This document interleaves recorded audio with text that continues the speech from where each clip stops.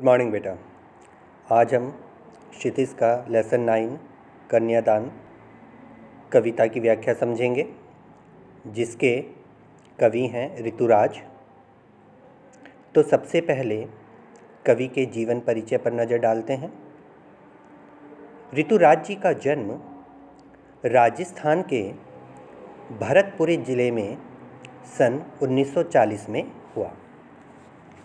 उन्होंने राजस्थान विश्वविद्यालय जयपुर से अंग्रेजी में एमए की उपाधि ग्रहण की। उन्होंने लगभग 40 वर्षों तक अंग्रेजी अध्ययन किया।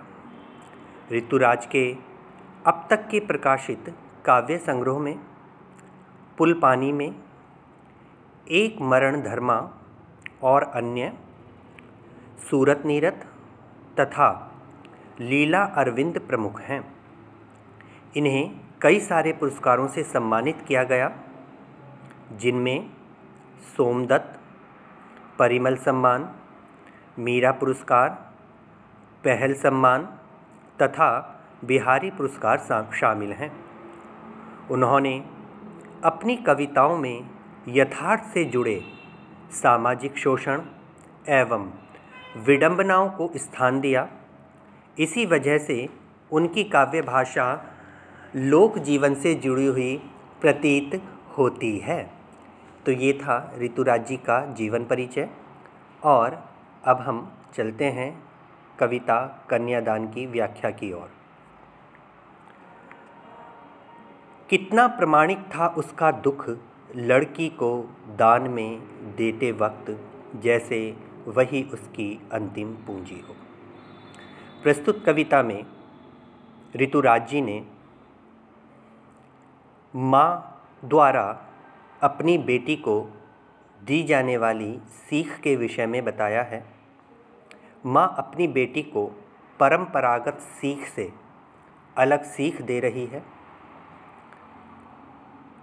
वो अलग सीख इसलिए दे रही है क्योंकि माँ ससुराल में होने वाले अत्याचारों से भलीभांति परिचित है और वह नहीं चाहती कि जो कुछ उसने सहन किया है वह उसकी बेटी को भी सहन करना पड़े। कितना प्रमाणिक था उसका दुख। प्रमाणिक यानी वास्तविक, स्वाभाविक, यथार्थ। कवि कहता है, जब माँ अपनी लड़की का कन्यादान कर रही थी उस वक्त उसका दुख स्वाभाविक था, वास्तविक था। और माँ को कन्यादान करते समय अपनी बेटी अपनी अंतिम पूंजी की तरह लग रही थी। अंतिम पूंजी इसलिए लग रही थी क्योंकि अब तक माँ अपने सुख, अपने दुख अपनी बेटी के साथ बांटा करती थी, उसको बताया करती थी। किंतु अब शादी के बाद बेटी ससुराल चली जाएगी और माँ अकेली रह जाएगी। अब वह अपना दुख किससे कह पाएगी।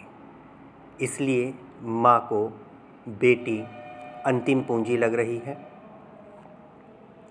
लड़की अभी सयानी नहीं थी, अभी इतनी भोली सरल थी कि उसे सुख का आभास तो होता था, लेकिन दुख बाँचना नहीं आता था। पाठिका थी वह धुंधले प्रकाश की, कुछ तुकों और कुछ लयबद्ध पंक्तियों की। कवि कहता है कि लड़की अभी सयानी नहीं थी। सयानी यानी समझदार। जिस लड़की की शादी हो रही है वह अभी समझदार नहीं थी। वो बहुत भोली और सरल स्वभाव की थी, अर्थात उसे जीवन के सुखों का आभास था। अर्थात वो जीवन में मिलने वाले सुखों को तो पहचान लेती थी, लेकिन उसे दुख बाँचना नहीं आता था। बाँचना यानी पढ़ना। लेकिन वह जीवन में मिलने वाले दुखों को नहीं पढ़ पाती थी। कहने का तात्पर्य है कि लड़की को ससुराल में शादी के बाद मिलने वाले सुखों का तो आभास था, किंतु उन सुखों के पीछे छुपे हुए दुखों को वह अभी नहीं पहचान पाती है। पाठिका थी वह धुंधले प्रकाश की, कुछ तुकों और कुछ लयबद्ध पंक्तियों की। कवि कहना चाहता है, वह लड़की एक ऐसी पाठिका थी जो केवल लयबद्ध पंक्तियों को पढ़ सकती थी, किंतु उसके गहरे भाव को समझना अभी उसे नहीं आता था। अब माँ अपनी बेटी को सीख दे रही है, शिक्षा देना शुरू कर रही है और समझा रही है और कहती है, माँ ने कहा, पानी में झांक कर अपने चेहरे पर मत रीझना। माँ ने बेटी को क्या समझाया? माँ ने बेटी को समझाया कि पानी में झांक कर अपने चेहरे पर मत रीझना, अर्थात ससुराल पक्ष के लोग तुम्हारी खूबसूरती की तारीफ़ करेंगे, प्रशंसा करेंगे। अपनी सुंदरता की प्रशंसा सुनकर खुश मत होना, क्योंकि ससुराल पक्ष के लोग इसी तरह प्रशंसा करके तुम्हें बंधन में जकड़ लेंगे, अर्थात तुम्हारे अस्तित्व को दबा देंगे। आग रोटियां सेकने के लिए है, जलने के लिए नहीं। माँ ने अगली सीख देते हुए बेटी को समझाया कि जो ससुराल में आग जले वो सिर्फ चूल्हे में जले जिस पे खाना बने, लेकिन अगर वही आग दहेज के लालच के लिए तेरे दामन तक पहुँचे तो तुम डटकर उनका सामना करना, अत्याचार का विरोध करना। इन पंक्तियों के माध्यम से कवि ने हमारे समाज में फैली कुप्रथा अर्थात दहेज प्रथा की ओर भी संकेत किया है, क्योंकि दहेज के लालच में ससुराल पक्ष के लोग लड़कियों को जलाकर मार देते हैं। इसलिए माँ ने अपनी बेटी को सचेत किया और कहा कि इस स्थिति में तुम अपने ससुराल वालों का डटकर सामना करना। आगे माँ ने सीख देते हुए कहा, वस्त्र और आभूषण शाब्दिक भ्रमों की तरह बंधन हैं स्त्री जीवन के। माँ बेटी को समझाती है कि जो वस्त्र हैं और जो आभूषण हैं ये स्त्री के जीवन में एक बंधन की तरह होते हैं। ससुराल पक्ष के लोग वस्त्र और आभूषणों का लालच देकर तुम्हारी स्वतंत्रता को समाप्त करते हैं।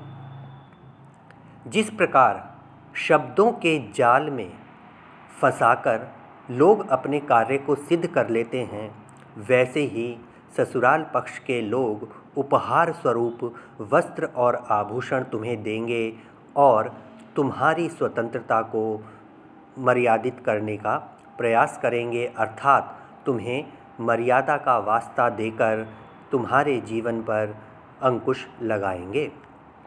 आगे माँ समझाती है, माँ ने कहा, लड़की होना पर लड़की जैसी दिखाई मत देना। कहने का तात्पर्य माँ अपनी बेटी को समझा रही है, कह रही है कि तुम लड़की होना मतलब अपने स्त्रियोचित गुणों को बनाए रखना, अर्थात अपनी मर्यादा में रहना, अपनी मर्यादा को कभी ना छोड़ना। अपने गुणों को जैसे शर्म, त्याग, बलिदान, दूसरों की सेवा करना, सम्मान करना, छोटों से स्नेह करना, सारे जितने भी गुण होते हैं उन सभी गुणों को बनाए रखना, उनके अनुसार ही अपने जीवन को जीना, पर लड़की जैसी दिखाई मत देना। किंतु जब ससुराल पक्ष के लोग तुम पर अत्याचार करें, तुम्हारा शोषण करें, तब अपने इन सभी गुणों को त्याग देना और ससुराल पक्ष का डटकर सामना करना। तब लड़की जैसी बिल्कुल दिखाई मत देना। तो ये थी हमारी कविता कन्यादान। अगला पाठ अगली वीडियो में।